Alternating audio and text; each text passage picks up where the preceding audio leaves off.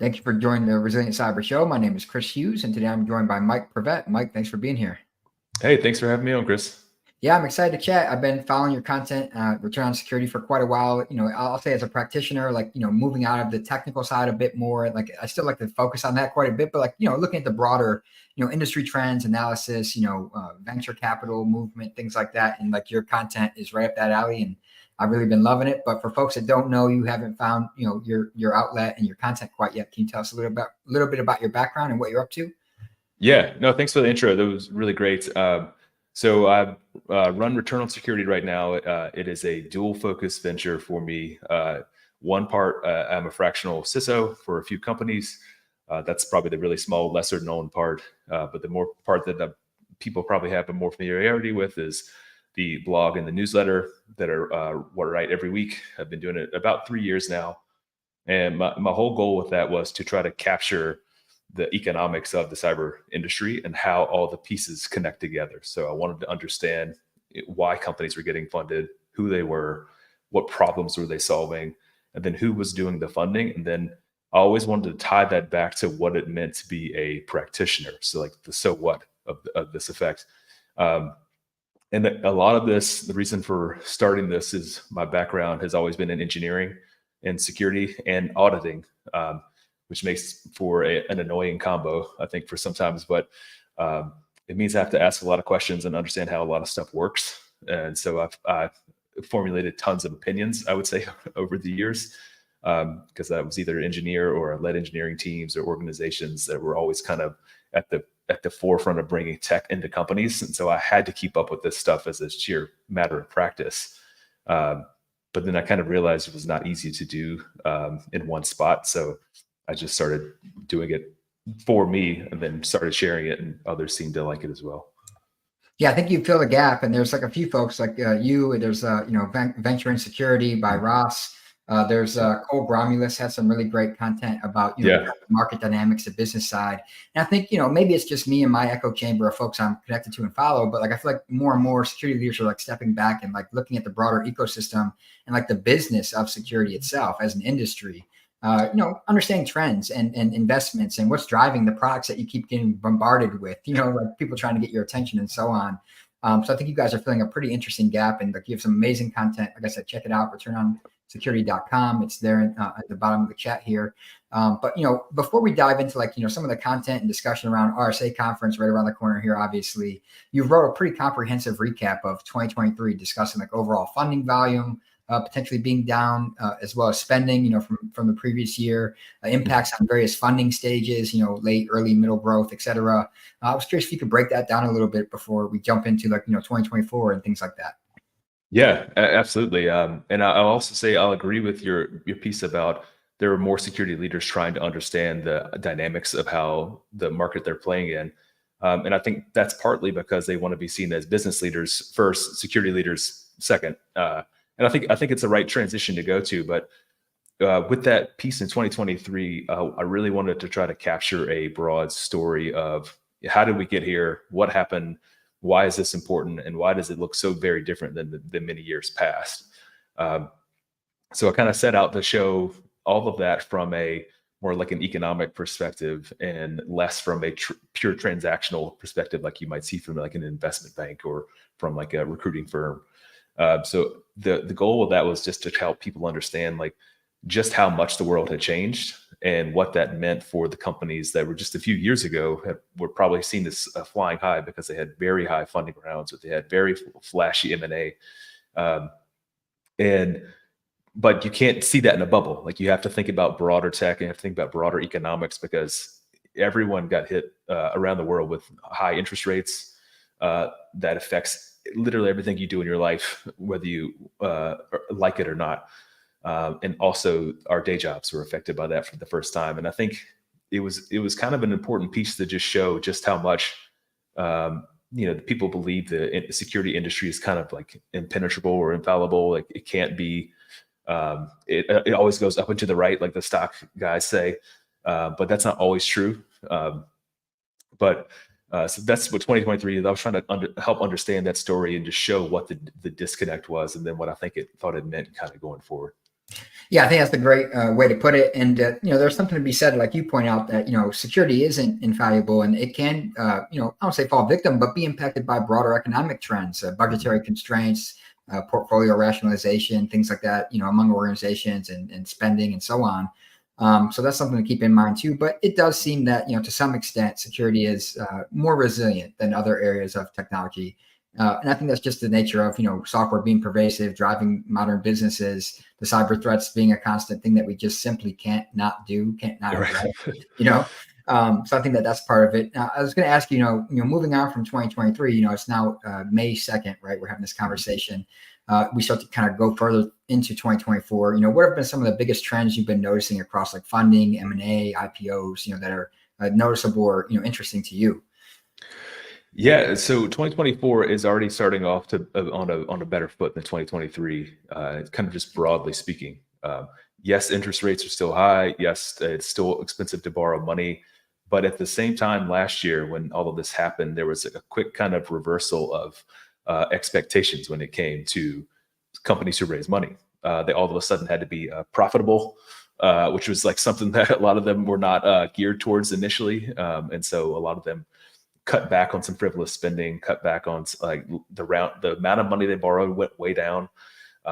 Sometimes they, just increase their sales or like refocus like up market to sell to a higher customer to kind of make up that gap. And then a lot of companies didn't make it very well, and we're seeing some of that now. So that kind of rolls into a trend now where many companies raised a ton of money in prior to 2022 and 2023, who didn't make it the same distance, and so many of them are getting acquired now. So we're on pace to see probably a pretty high year of M&A transactions overall, in addition to some very high profile transactions, like high figures. Like I think just last week there was almost 12 billion in acquisitions from private equity, from some late stage cyber companies. But there's a ton of early stage companies who are getting acquired in less than 5 or 6 years after being formed, which is really, really fast. And some of those are not quality outcomes. I would say that probably most M&A are not a super awesome transaction for the founders and the employees. Even though it may look and sound nice in a press release, it doesn't mean that everybody got like the effort back that they put in. So there's a lot of fire sales, and there's a lot of late stage companies who are super well positioned to take advantage of that. So I think we'll see more of these like, unicorn-esque or large size, mid to large companies doing a lot more acquisitions this year. We've also seen something that was really, really missing last year. There was that middle, like Series B to Series D stage, that like 50 million to like 250 million round was pretty much missing all of last year, because nobody wanted to put up that much money yet. They wanted to make sure companies would stick around. But now we're seeing that again. So like, just this week, there's already been like, 500 million in transactions, and many of them are very late stage rounds. So that's a positive sign that's coming back, that these companies are still carrying on. I imagine a lot of that money will go towards some strategic M&A. So I expect that to just kind of continue. So big round, then big M&A followed right after that, or maybe a few of those. And then there's also you can't talk about trends without saying anything about AI. Obviously, there's a ton of that. So we've kind of swung the pendulum from everybody gets an AI co-pilot to, wait a second, I think we actually need to secure the AI model itself and applications itself. So there's a bit more utility coming out, I would think, and I think that's going to roll right into like what we'll see at RSA as well. Yeah, you said a few things that I think are interesting. Now, I've been watching, obviously, if you talk about it, and Cole and others, and like Cole, I think it was, who had said maybe it's a good thing. Like you talked about the pendulum swinging back from hyper growth and the myopic focus on growth to like profitability and long-term viability of some of these organizations.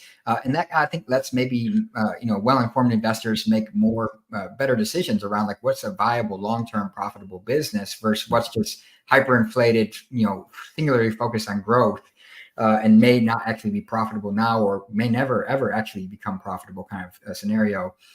And I've seen the same thing with the AI piece that you talked about is, everyone kind of focusing on integrating AI into the product, but also on the other end, you have people who are focusing on like securing AI itself. So like there's one side of, using AI for security purposes. And then the other side is, securing AI itself, which is interesting to see that kind of unfold too. And then you also talked about the kind of ability for these unicorn-esque type companies to come in and maybe snag up some organizations who are struggling, which presents a unique opportunity rather than organic internal R&D of capabilities and so on. Maybe they can just go poke someone for quite, the steal, who may be struggling financially at the moment. Right now, I think I actually just saw, I want to say, what is it, Wiz and Lacework. And I think that deal now is potentially falling through. I think I might have saw, which is not a good thing for Lacework, I would imagine. But, I'm curious, like you talked about in another article, you talk about what you call cyber consolidation chaos, and you kind of touched on this a little bit, but what do you think is driving, this consolidation that you're talking about? From my perspective, in addition to like the economic factors at play, I think that there's something to be said about like the tightening cyber budgets for leaders. And then people, there's tool sprawl. We have so many things, and we're seeing kind of that push for, best of breed versus platform, et cetera. Like, what do you think's driving that from your perspective? Yeah, I think it's many things driving that. I think one of it is a very strong part of the overall ratcheting down of money not being as easily to be deployed. So budgets had to, in some cases, decrease, and then in some cases they just had to freeze in place and say, don't add anything, don't buy anything new, don't add any people until we're out of the clear. And so I think people had to get a bit more scrappy because every vendor at the same time was feeling that same crunch. So they say, well, we need our renewals to go up because we're not making as much money as we were before. So there was this downward pressure from the vendors, and then inward pressure or upward pressure from your CFO and others who were saying, you can't spend like you used to. So that's part of it. The other factor on top of that, I think, is the fact that obviously attacks and breaches don't ever slow down. They just get more and more high volume every year.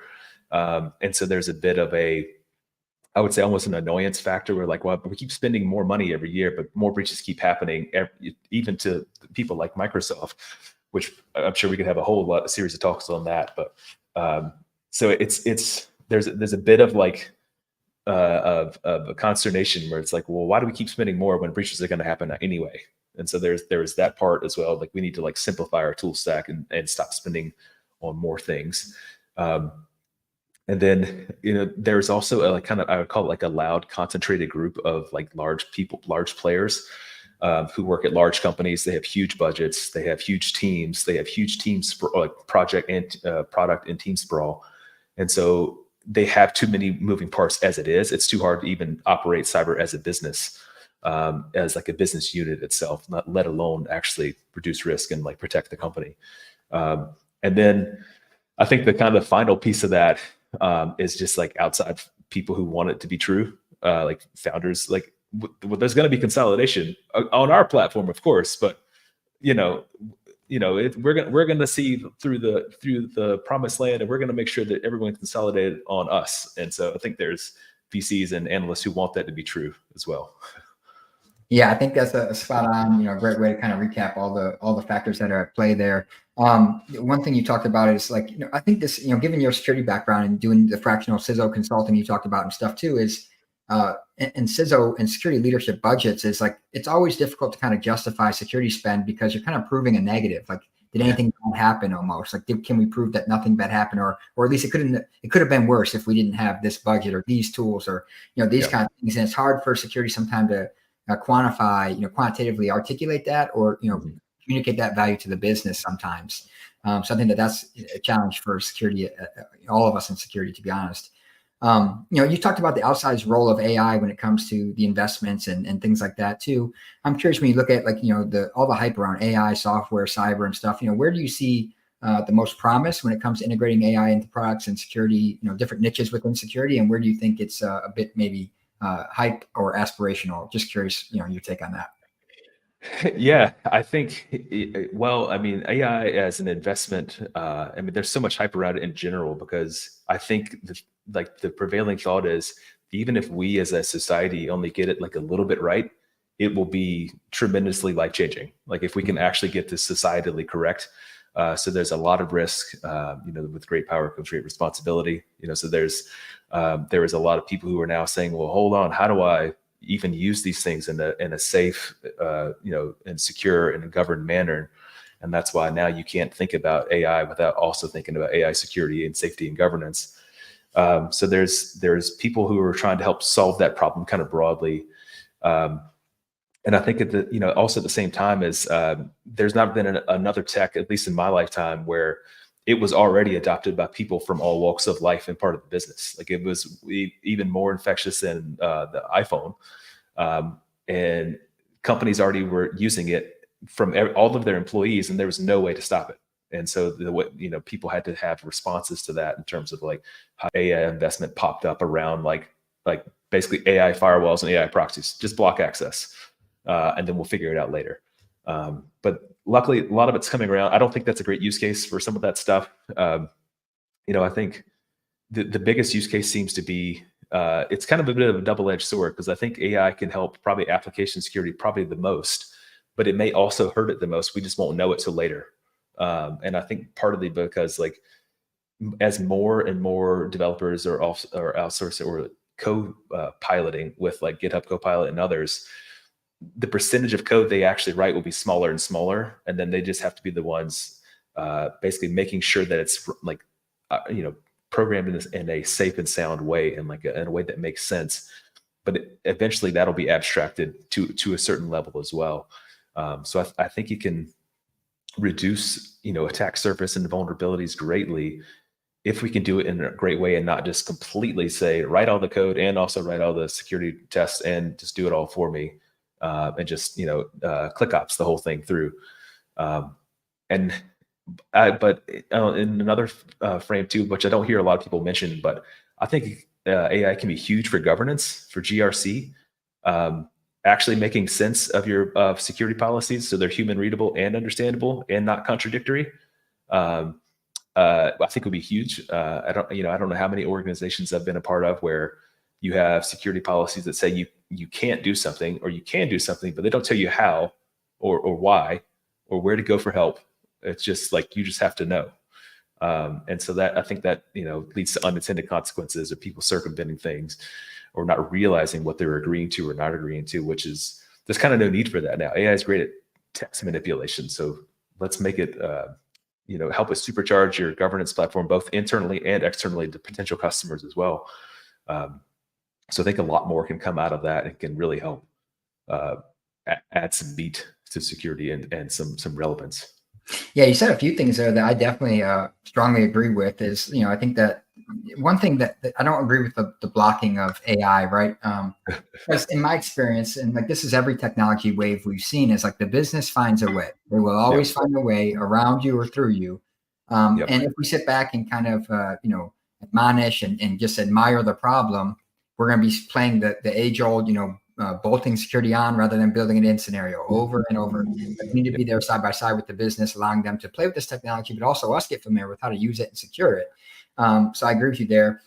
And I think that there's a lot of promise in the areas you talked about, like AppSec, for example, maybe helping identify and remediate vulnerabilities faster with AI and so on, producing more secure code. But there's also something to be said about, if we can now develop faster and ship faster, if it's not secure or has flaws, all we've done is kind of accelerate the distribution of insecure code, which could be a problem. And then the last piece is, I definitely think there's a lot of applicability and value of leveraging AI for things like creating, security documentation, policies, processes, and articulating those things or exchanging those things between suppliers and consumers and customers and things like that too.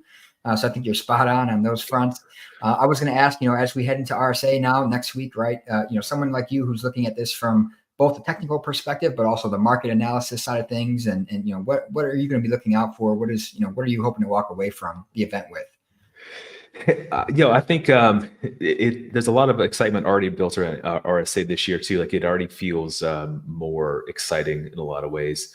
Honestly, I'm really hoping to walk away with kind of that next iteration of AI security and AI for security and security for AI and security from AI. So I kind of like bucket AI and security in those four kind of main areas. So I kind of expect to see a lot more on kind of the digital sovereignty aspect of like, how do I protect myself and my family from AI-based threats at a personal level.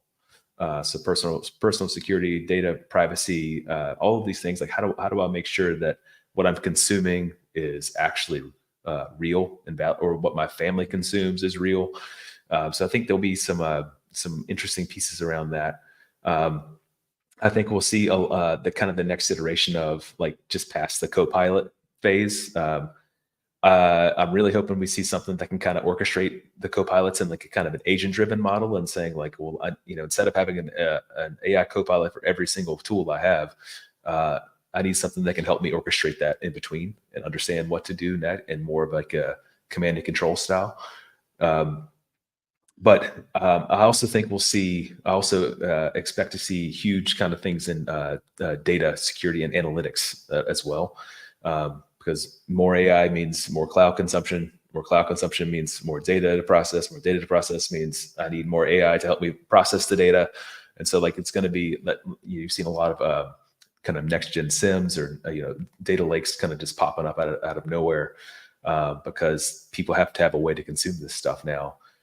And that's kind of another piece too that's really great about AI is like it can actually help you be better at data engineering and data management. And like if you can things that would not be possible now, like instead of having to hire a data engineer for your security team, a software developer who's good at security can also probably learn a lot of these data concepts as well, without having to spend all the time if they're AI assisted on some of those things. So I kind of expect those pieces, all AI all the time will be the theme. And there's always stuff that'll surprise you. There's always stuff people will take an interesting spin on an old problem. That's kind of one of the reasons I love the innovation sandbox, is because you always come away like, I never thought that somebody would have that solution to that problem. And so I think there'll be a lot of that. Yeah, definitely agree. Those are things I'll be keeping an eye out for. Talked about a few things that I think are interesting that we're seeing a lot of trends around, is like the move towards security being a data problem, like next gen SIEM SOCs. There's a lot of SOAR use cases around AI I'm seeing to kind of scale that human challenge of not having enough people to look at enough data and make enough sense of it at scale in large complex environments. And also, looking at the innovation sandbox to see what are the upcoming, companies, what are they focusing on, where are the interesting problem sets that are driving some of the investments and innovations that we're seeing in the ecosystem. I was going to ask too, despite being in the industry like about just shy of 20 years myself, last year was the first time I had ever been to RSA. And it can be incredibly overwhelming. You walk around and it's just, there's so much going on, so many people, so many booths, so much noise. For someone who's maybe going there for the first time or just looking to maximize the ROI of their attendance there, any recommendations of how to get the most value from, whether it's the expo floor, some of the kind of offsite, executive networking and happy hour type stuff, any recommendations for folks to really walk away and say, that was a hell of an experience. I feel like I learned a lot. I met a lot of great people, that kind of thing. Yeah. So I will say that the best part about the conference is the connections you make on and off the floor. Those will last beyond the talks you see and the drinks you have. And also, just because it's free doesn't mean to drink at all. That's one advice I'd give. It's a marathon, not a sprint. So you're meant to kind of go see a broad set of things, as opposed, I would say, try to see many different things as opposed to necessarily one track, because all the talks are published online later. So I'd say give yourself space to go see many things. Give yourself space to have those random hallway cons, because it's going to be great. Just the sheer amount of people there. It's you could probably walk 10 feet and run into 10 people that you already know. So try to lean into that. Something I like to do every year too is always make goals of all right, who do I want to meet? What meetings do I want to get into, or what do I want to ask certain people about? And so I keep a notes file constantly. So if you see me feverishly on my phone, I'm probably taking notes about something, just because I always come away with kind of inspiration to write about something as well. So that's a big piece I go for. All right, who could I partner with? Who would be a good person to write the next piece with, or who should I talk to about this to learn more? And so just kind of come out with an open mind that you're trying to learn a lot and meet a lot of people, just kind of lean into it. And I'd say you'll have a pretty good talk if you can, or a pretty good conference if you can do that. Yeah, spot on. I think that the networking and the connections and the relationships is where the value is. And then just as you're walking around, like thinking about what trends are you seeing, and if you're like me or you and you like to write and think and articulate your thoughts on paper, like walk away with a lot of kind of notes that you can synthesize into like a kind of a summary of the event and what you learned and what you saw and who you met and things like that. So I love the advice. But Mike, I appreciate it. And then for folks that don't, again, follow you or turnonsecurity.com, definitely check it out. The market dynamics and economics of cybersecurity as an industry, a really amazing outlet that I learned a lot from. And thanks so much for taking the time to chat today. And I hope to run into you at RSA myself, man. Definitely. And thanks so much for having me on, Chris. Yep. Take care.